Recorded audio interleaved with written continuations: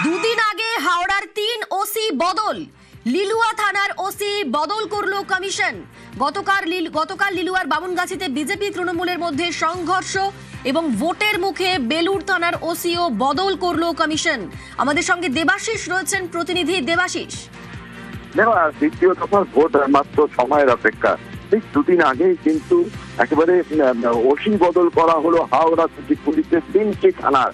একটি হচ্ছে নাজিরগঞ্জ, সাকরাইল থানার অন্তর্গত নাজিরগঞ্জ বাড়ি, সেই ওসি বদল করা হলো। বেলুর থানার ওসিকে বদল করা হলো এবং সবচেয়ে গুরুত্বপূর্ণ বিষয় হচ্ছে লিলুয়া থানার ওসিকে বদল করা হলো। আমরা জানি গতকাল বিজেপির একটি র্যালি, সেখানে রবি কিষেন, বিজেপি সাংসদ রবি কিষেন, তিনি যখন মিছিল করছিলেন, রোড শো করছিলেন, সেখানে তৃণমূলের সঙ্গে বিজেপির কার্যত স্লোগান যুদ্ধ, পরবর্তীকালে সংঘর্ষ বাধে। সেই কারণ দেখিয়ে কিন্তু কার্যত লিলুয়া থানার যে ভারপ্রাপ্ত আধিকারিক ছিলেন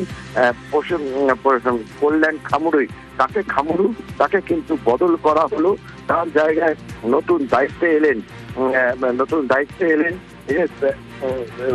সুজয় তুঙ্গ। এবং একই রকম ভাবে যে বেলুর থানার যে ওসি ছিলেন তাকেও কিন্তু বদল করা হলো, মূলত দেবাশিস চ্যাটার্জি, তাকে কিন্তু সেই নতুন দায়িত্ব দেওয়া হলো বেলুর থানার। অন্যদিকে নাজিরগঞ্জ ফাঁড়ির ওসি মনোজ সরকার, তার বিরুদ্ধেও কিন্তু একাধিক অভিযোগ জমা পড়েছিল, তাকেও সরিয়ে দেওয়া হলো। হাওড়া সিটি পুলিশের পুলিশ লাইনে সরিয়ে দেওয়া হলো। এই জায়গায় দায়িত্ব পেলেন লিলুয়া থানার আরো এক সাব ইন্সপেক্টর সুমন রায়। ফলে ভোটের মুখে নতুন করে এই থানার 3 ওসি বদলে কিন্তু কার্যত নির্বাচন কমিশন বুঝিয়ে দিল, দ্বিতীয় দফা ভোটে শান্তিপূর্ণ করতে তারা কিন্তু কোনো রকম খামতি রাখবে না। বেশ, ধন্যবাদ দেবাশিস।